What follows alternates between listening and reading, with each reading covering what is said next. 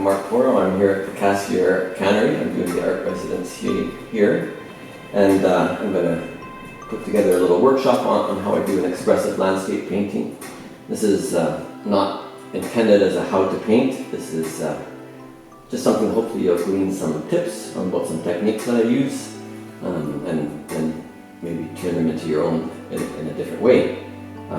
That's not how I always paint this way, but that's what I'm going to be doing today. So today I'm going to start out just showing you a little bit of, like, it's kind of just a messy setup, but it's what I do. So over here I have a glass palette. It's a big chunk of safety glass, and I've got all my colors lined up on it. As you can see, I use lots of colors. Typically I might have 20 to 25 colors on the palette at any given time, and so there's different views about that. I'm absolutely one to sort of say have lots of color, and you can't mix some of these colors. You know, you can try all you want to take your ultramarine blue and a red and mix them together, and you're not going to get the same kind of purple as maybe you can buy as a separate color. And same with yellows, you know, like I will have as much as 4 or 5 yellows out, and they're all uniquely different. Cadmium lemon light, or a medium, or a cadmium dark yellow. Greens, 5 or 6 greens. Anyways, that's kind of my approach. There's some people work very minimalist with 3 or 4 colors on their palette, but that's how I work. So I'm going to start today by putting on an acrylic underpainting, and then I'm going to work a landscape on top of it, and just pick out some nice bright colors.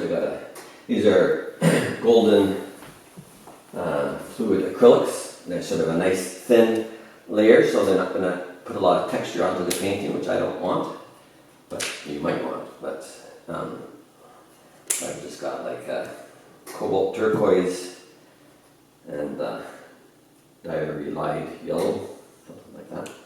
And I'm going to just quickly paint just sort of an abstract with bright colors onto this, and then we have to let it dry for a second. So I'm not going to even be looking at the subject matter. I'm not lining it up per se with anything to do with the photo I'm going to be working from later. I'm just putting down some really bright, intense colors, trying to very quickly cover the canvas.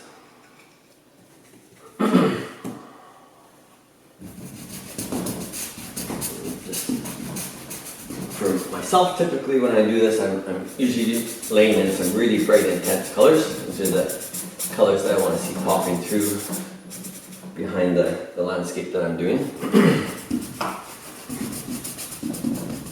But I'm sure that this could be an effective way of people working in more subdued tones.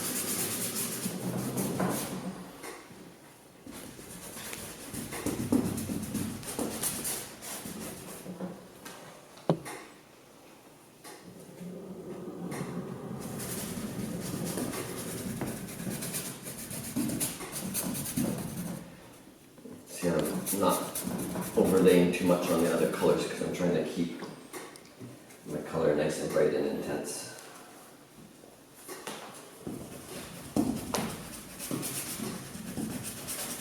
So again, this is acrylic, and I'm going to go and once I've got this down, I'm going to put this in front of the fire to dry for 10 minutes so that it's good and dry. Ideally, maybe you might let that dry.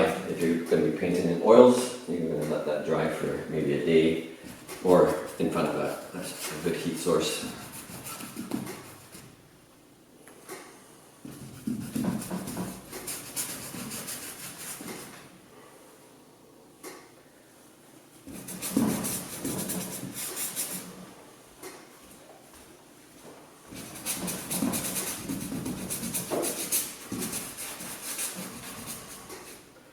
I like keeping it nice and expressionist, because some of that energy will come through on the next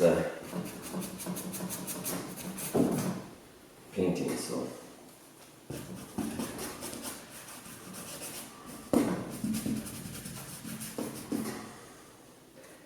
Doesn't have to be all 100% covered, so white's okay, more or less.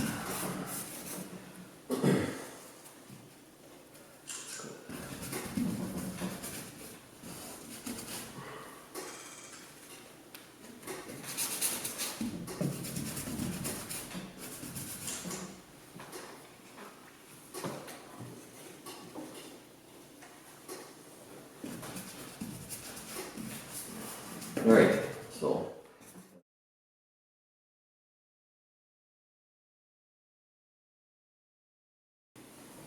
alright, so the acrylic paint is now dried nice and thoroughly by the fire, and we're ready to go with the landscape. This is the photo I've chosen to work from, just a scene down the road.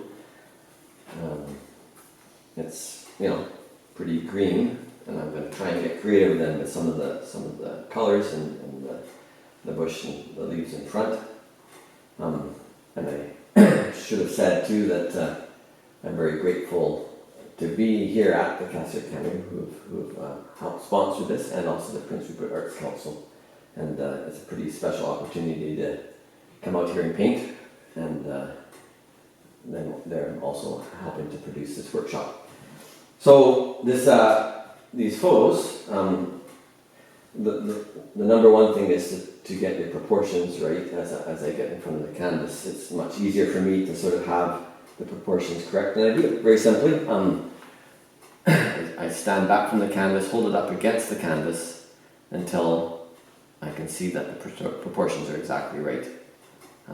If it's not, then you might have to trim a 1/4 inch here or there, but once that's done, one, it helps me to locate other areas of the painting that are going to go in. So if I'm looking to where the horizon line is going to be here, like this, the back island is here, like where that line is, I can just kind of quickly back up, and it shows me where that is, and helps me to go. So I don't typically draw with pencil on this. Person could, but now we're going to just start with the oil paints and see what happens. So,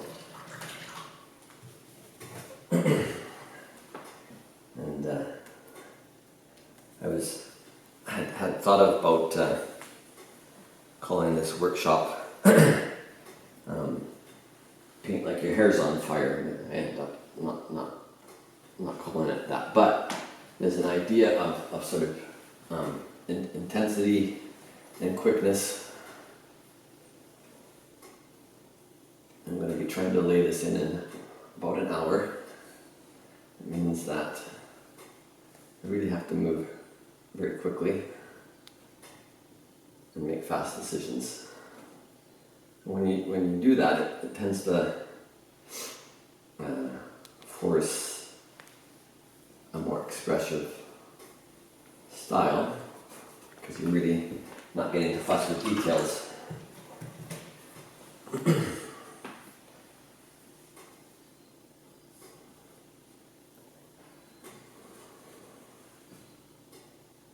So I'm just cutting in a tree here, the branches, using the negative space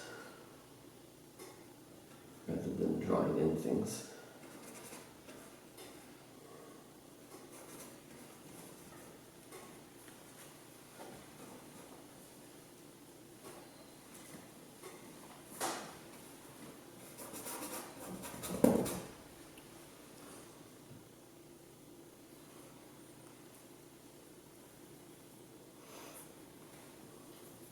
My white is a mix of, it's not really white, but I'm mixing here Indian yellow and titanium white.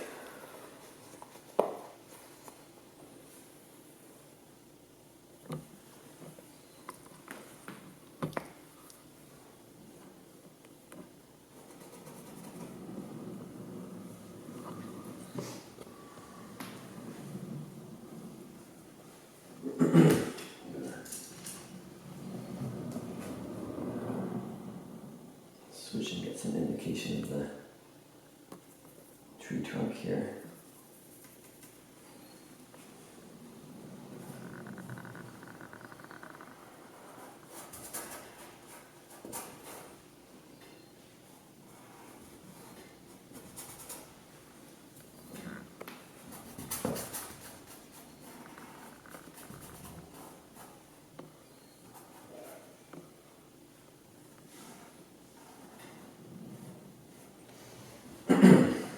Stepping back.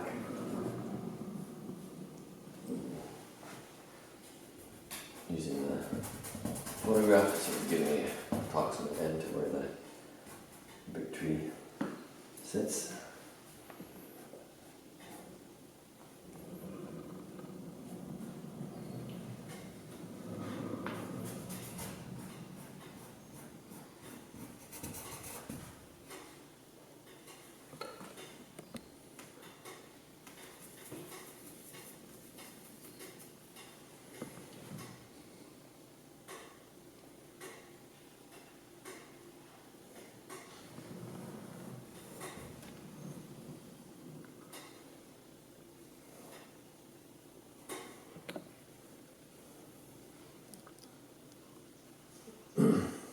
This will likely not end up with a finished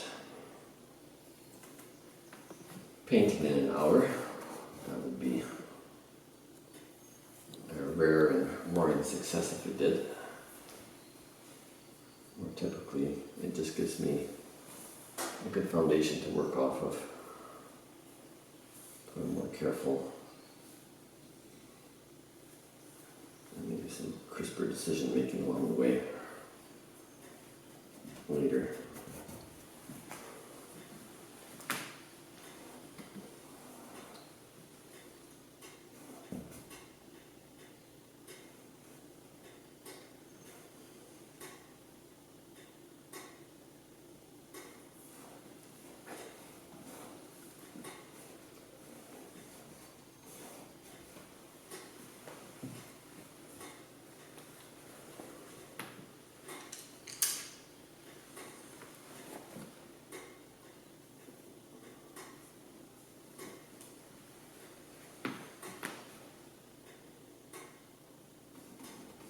Behind the trees there is some sunshine happening on the back hillside here. So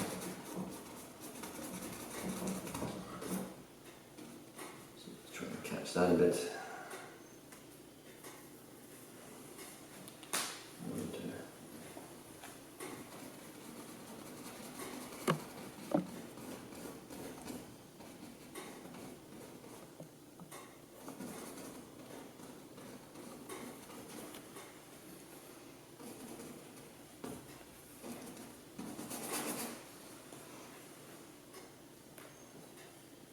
The oil paint I mix with a medium. It's 1 part Demar varnish, 1 part turpentine, and 1 part linseed oil or walnut oil. Today it's linseed oil.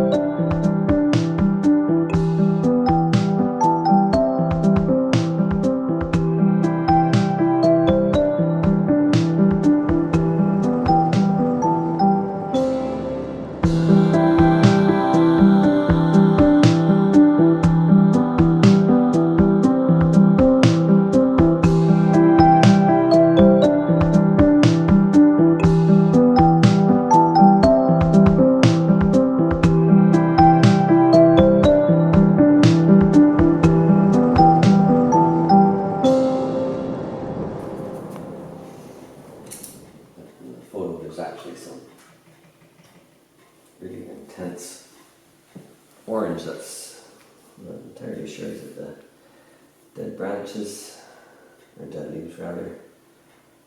So try and capture that a bit.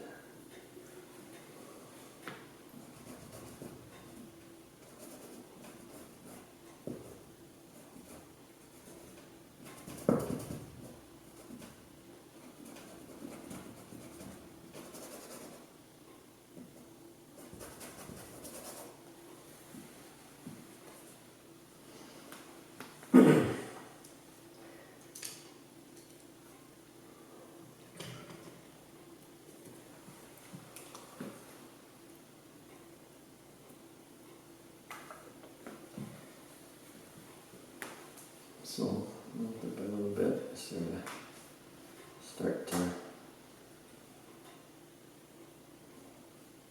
shape in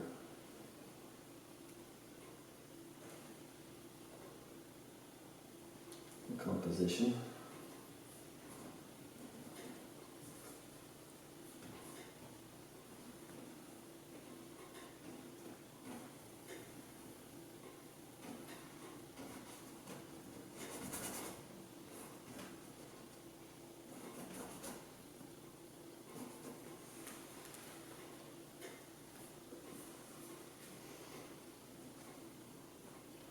Keeping it fast. There'll be lots of time to go back in and tighten things up if that's what you want. The idea of laying in these random bright colors behind is to sort of be able to develop some of what is called color surprises that show up.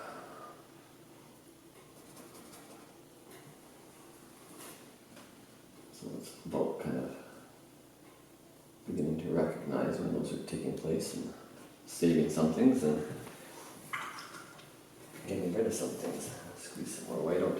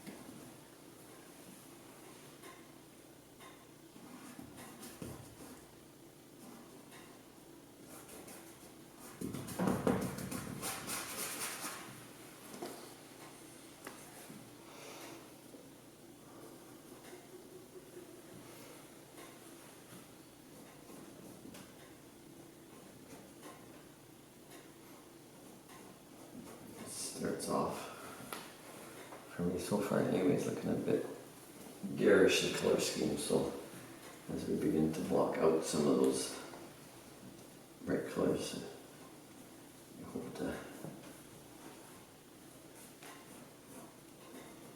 begin to see a little bit more subtlety in the color.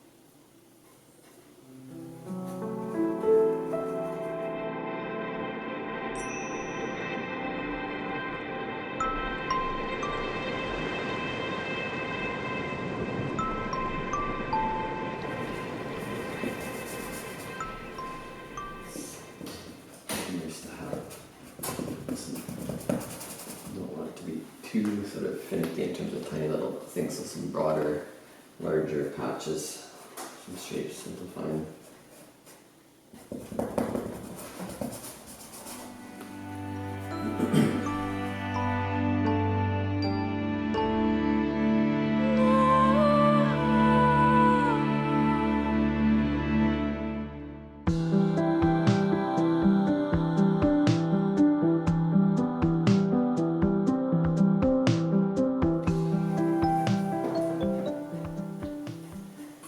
Midway through the painting, I sort of take some time to step back and take a look at what formal qualities are showing up. Have a look and say, yeah, there's some kind of exciting stuff going on there. What I call color surprises, like this nice pink. Like sort of some of what's going on there. Orange into teal, into the dark blue, into the green. I like the drips. I find that part not being super effective. Up in here, of course, I've really worked into this space yet.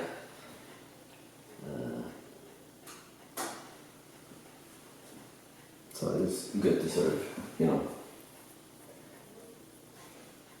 think of, is there anything good happening with line or shape, texture, pattern? Is there some pattern set up?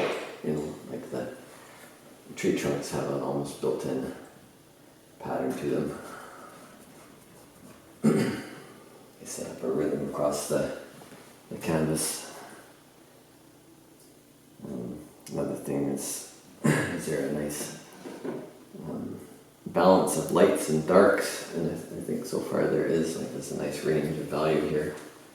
This dark blue, this pink into almost the white of the water. Are there areas to think about? It's probably a little too early yet to think about getting rid of a certain area. Even if you like it, sometimes you've got to sacrifice something to make the whole painting work. So, right now this is quite weak in here to me, and this is getting to be quite strong. So, I'm going to get in a few of the tree structures over here and then kind of try and work through there and see if I can make that a bit stronger. Another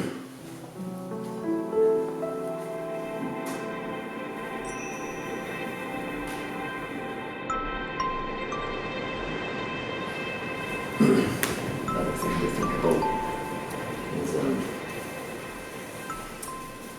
where the light is coming from. So this is the light would be coming from the left on the canvas and sort of in the back, but it's picking up, it's catching some of the foreground leaves that are going to be in the foreground.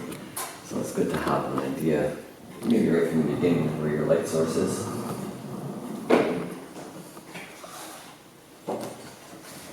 And then quickly put in more of the branches here up front.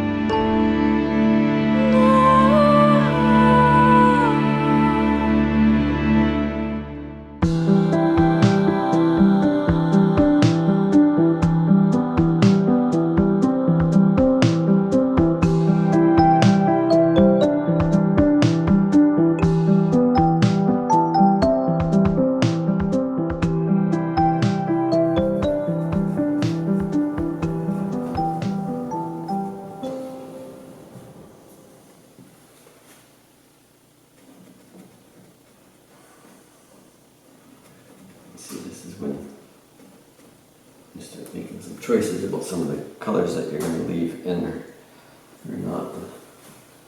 It's nice to leave some of the edge of some of that red and yellow on the branches, which is actually sort of capturing the light that is actually there running through.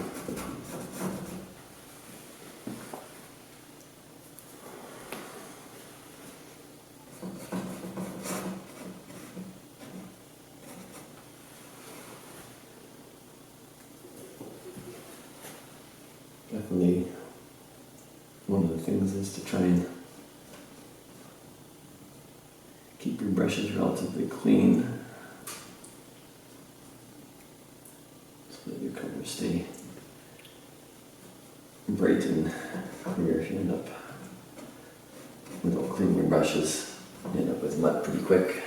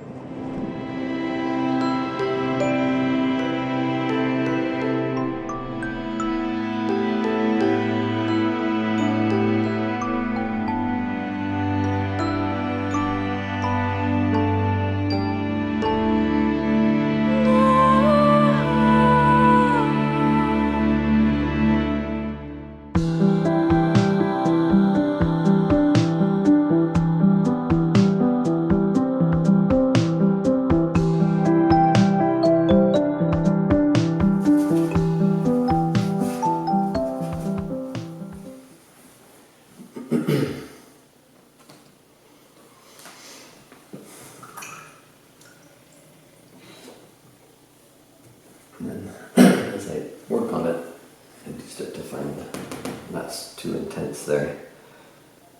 And back that off, knock it back. There is a lot of light back here.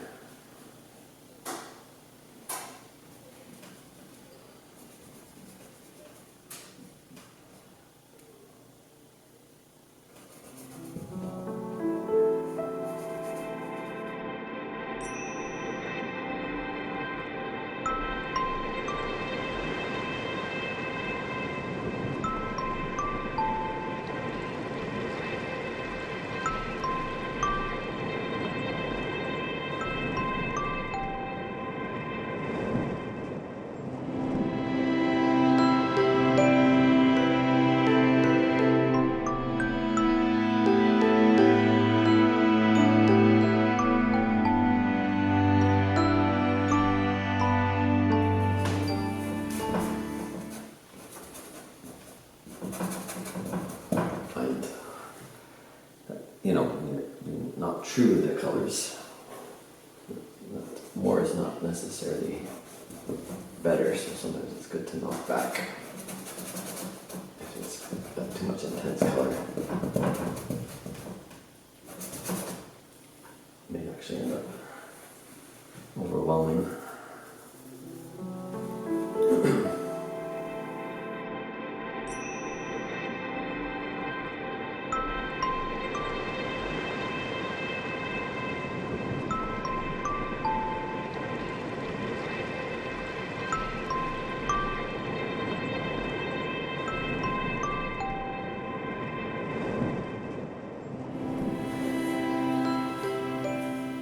That's the back. I like the feel of this suit here. Again, I find that pretty weak up top. I worked on it a bit, but needs more for sure. And I'm going to work on some of the foreground leaves again with a bright green, so I'm putting in my brush here. Get it really clean.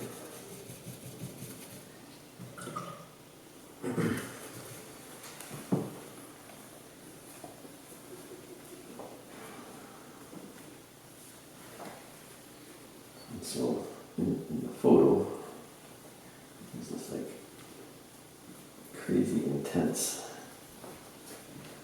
lime green. Not even sure what leaves those would be. They push right up front though.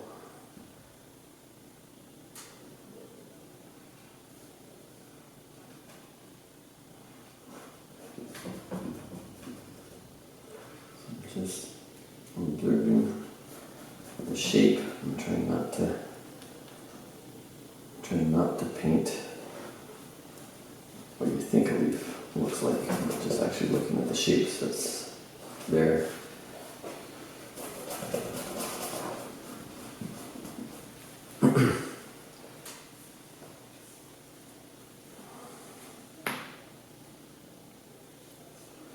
It's really bright.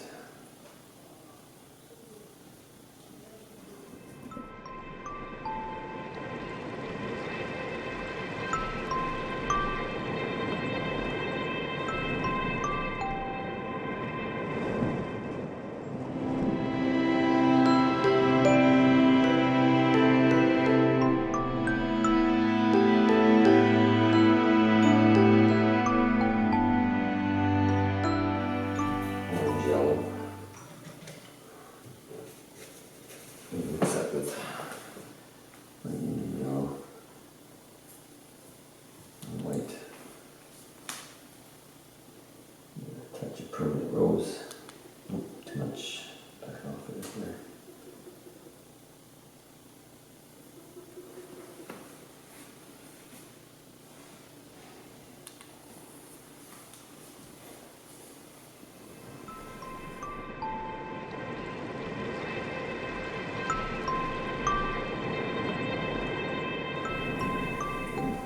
Just pay attention to what the structure of the stem is doing. It's often not straight up and down. So it makes it, more interesting to have some of those character.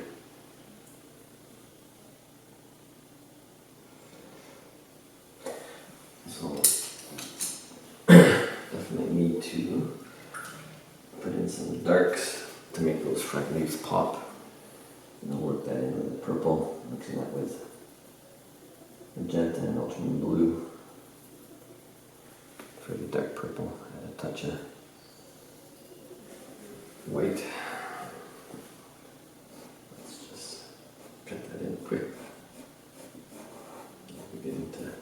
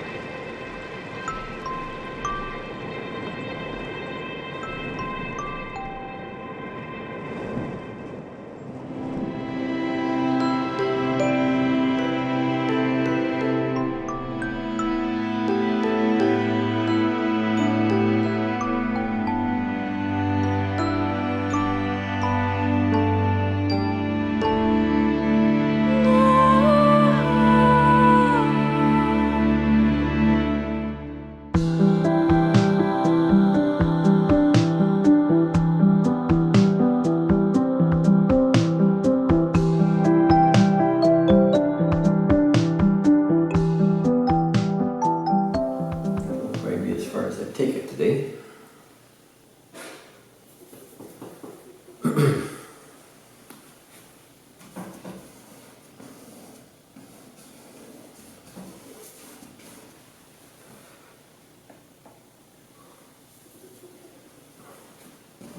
Like I said, definitely not a done painting, but I think it may have been some good elements that I can work with later on.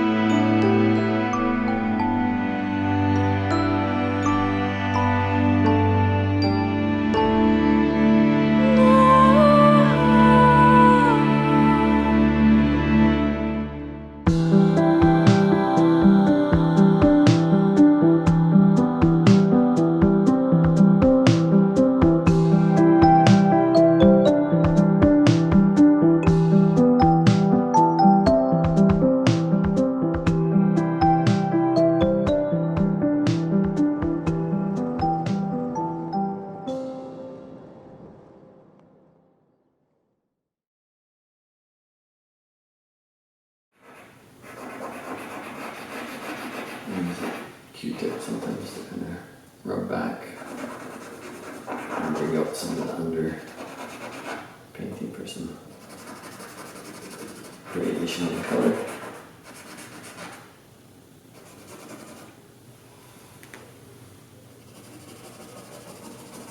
Some variation in mark making as well.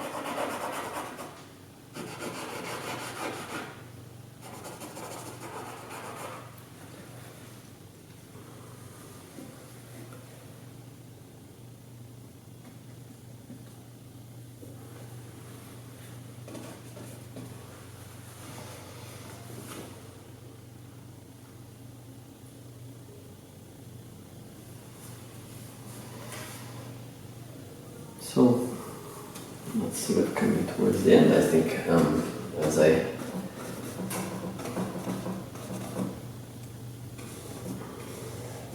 spend time with this now, I'll look for areas to simplify, areas to bring out in color. You know, it's very colorful. I'm not sure that the pink isn't too strong.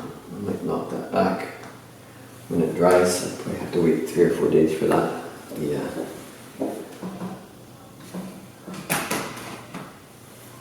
The paint needs to dry before you can kind of get fresh color and you're going to end up with mud. If you work in acrylic, that would be an advantage there, because you'll be able to work over it right away.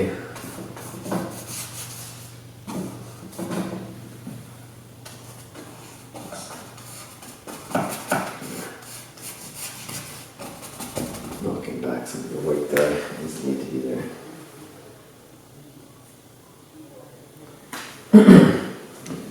The Q-tips to see if I can bring out some of the bit of light on the edge of these branches.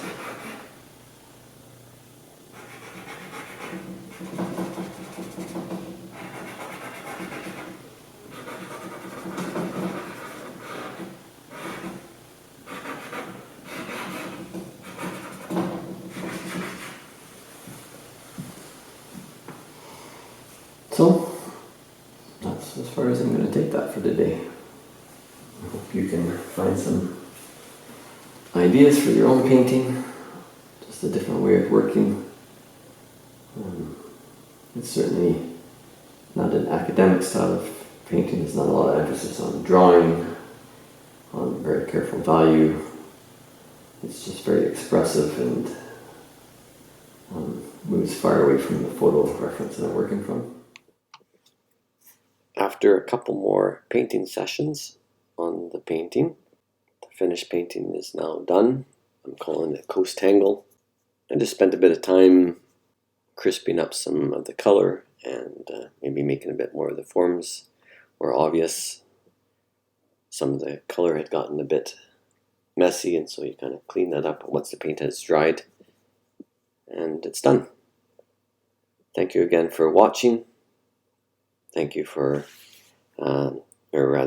thank you to the Prince Rupert Arts Council and Cassiar Cannery for being a part of this, and it's been a great time, and I hope you've enjoyed watching.